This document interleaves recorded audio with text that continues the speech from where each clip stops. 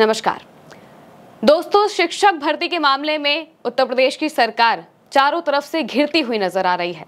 एक post delete करना सरकार को इतना भारी पड़ रहा है कि वो चारों ओर से सिर्फ सवालों से ही नहीं बल्कि अपने कामों से भी घिर गई है। जिस तरह से उत्तर प्रदेश के ऑफिशियल एक्स अकाउंट से एक ट्वीट किया गया, कहा गया कि 1,93,000 पदों पर भर्तियां निकाली जा रही हैं, 2026 के पहले ये भर्तियां हो जाएंगी, लेकिन 2 घंटे में ही ये ट्वीट डिलीट कर दिया गया। और जैसे ही ये ट्वीट डिलीट हुआ, चारों तरफ सिर्फ और सिर्फ सवाल खड़े होने लगे। आम जनता भी सवाल पूछने लगी, विपक्ष भी सवाल पूछने लगा और अखिलेश यादव ने भी, सपा प्रमुख अखिलेश यादव ने भी इसको लेकर ट्वीट किया। इसके अलावा उन्होंने भाजपा की हार का एक मुद्दा भी बता दिया है। उन्होंने साफ तौर से कह दिया है कि इस एक चीज की वजह से भाजपा 2027 के विधानसभा चुनाव में हार सकती है। किस तरह से हारेगी, इसको लेकर उन्होंने एक पूरी क्रोनोलॉजी के साथ लंबा चौड़ा ट्वीट किया है। लेकिन उससे पहले हम आपको बता देते हैं कि कहां से ये पूरा बवाल शुरू हुआ, उत्तर प्रदेश की सरकार की तरफ से क्या ट्वीट किया गया था, वो भी हम आपको बता देते हैं। दरअसल सुबह 9 बजे 21 मई की सुबह 9 बजे सरकार की तरफ से एक ट्वीट किया जाता है, पेपर की एक कटिंग लगाई जाती है। इसके अलावा ट्वीट कर लिखा जाता है कि प्रदेश सरकार जल्द ही शिक्षकों के 1,93,000 पदों पर भर्ती करने जा रही है। ये भर्तियां 3 चरणों में होंगी। हर चरण में करीब 65,000 शिक्षकों की भर्ती की जाएगी।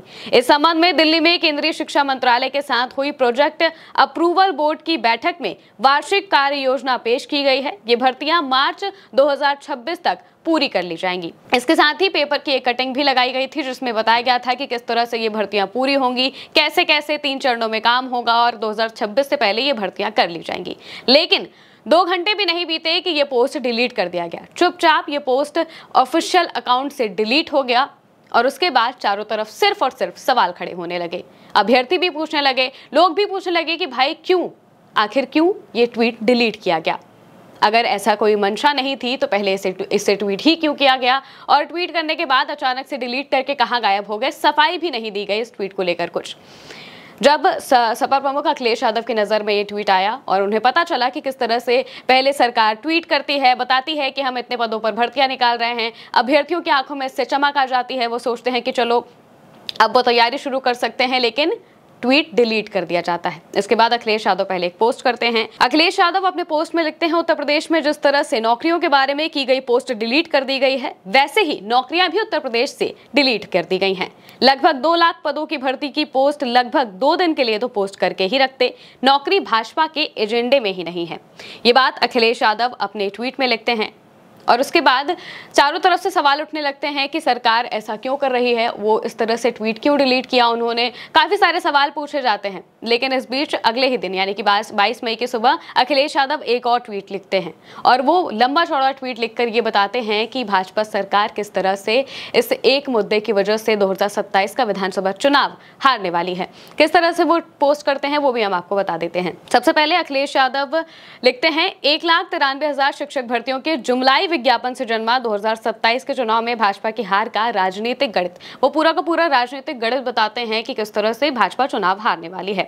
वो आगे लिखते हैं, मान लिया जाए कि एक पद के लिए कम से कम 75 अभ्यर्थी होते तो ये संख्या होती 1,44,75,000 और एक अभ्यर्थी के साथ अगर केवल उनके अभिभावक ही जोड़ लिए जाएं तो कुल मिलाकर 3 लोग इससे प्रभावित होंगे, अर्थात ये संख्या बैठेगी 4,34,25,000। ये सभी वयस्क होंगे, अतः इन्हें 4,34,25,000 मतदाता मानकर अगर उत्तर प्रदेश की 403 विधानसभा सीटों से विभाजित कर दे तो यह आंकड़ा लगभग 1,08,000 वोट प्रति सीट होगा। और अगर इनका आधा भी भाजपा का वोटर मान ले, जो कि भाजपा 50% वोटर्स की जुमलाई बात करती रहती है, तो लगभग 1,08,000 का आधा मतलब कि हर सीट पर 54,000 मतों का नुकसान भाजपा को होना तय है। इस परिस्थिति में भाजपा 2027 के विधानसभा चुनावों में दहाई सीटों पर ही सिमट जाएगी, अखिलेश यादव दावा करते हैं। इसके आगे वो लिखते हैं कि पुलिस भर्ती के मामले में भर्तियों का ये गणित भाजपा को उत्तर प्रदेश में लगभग आधी सीटों पर हारने में सफल भी रहा है। अतः ऐसे आंकड़ों को अब सब गंभीरता से लेने लगे हैं। अब ये मानसिक दबाव का नहीं बल्कि सियासी सच्चाई का आंकड़ा बन चुका है। इसके आगे अखिलेश लिखते हैं कि जैसे ही ये आंकड़ा प्रकाशित होगा और विधानसभा चुनाव लड़ने वाले भाजपाई प्रत्याशियों के बीच जाएगा, वैसे ही उनका राजनीतिक गुणागणित टूटकर बिखर जाएगा और विधायक बनने का उनका सपना भी। इससे भाजपा में एक तरह से भगदड़ मच जाएगी। ऐसे में भाजपा को मतदाता ही नहीं बल्कि प्रत्याशियों के भी लाले पड़ जाएंगे। वैसे भी कुछ निम्नांकित उल्लेखनीय कारणों से भाजपा सरकार के विरोध में उत्तर प्रदेश की जनता पूरी तरह से आक्रोशित है और भाजपा को 2027 के चुनाव में बुरी तरह से हराने और हटाने के लिए पूरी तरह कमर कस चुकी है।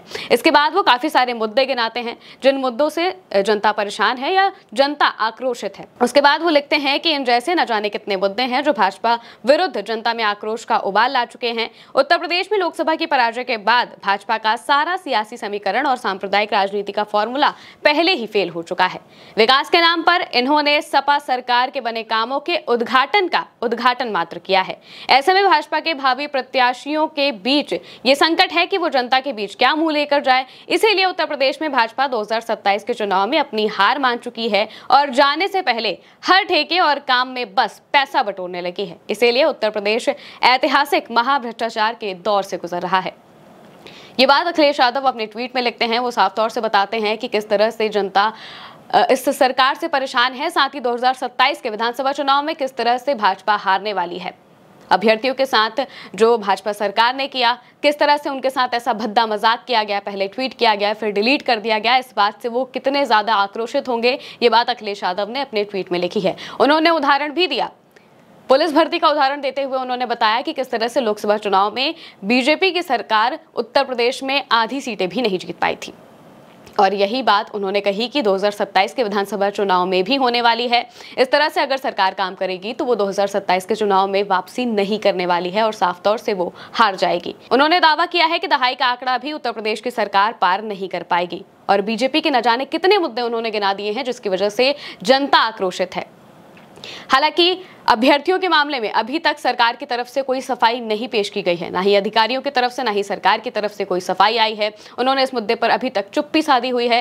हालांकि अगर उनकी तरफ से कोई अपडेट आएगा तो वो भी हम आप तक पहुंचाएंगे, लेकिन फिलहाल यही खबर सामने आ रही है कि अभ्यर्थियों के साथ जो मजाक हुआ है उसकी वजह से अब सरकार चारों तरफ से घिर गई है और जवाब चाहती है। वो जवाब कब तक मिलेगा ये आने वाले वक्त में पता चलेगा। फिलहाल के लिए बस इतना ही। मैं हूं महिमा और आप देखते रहिए भारत एक सोच।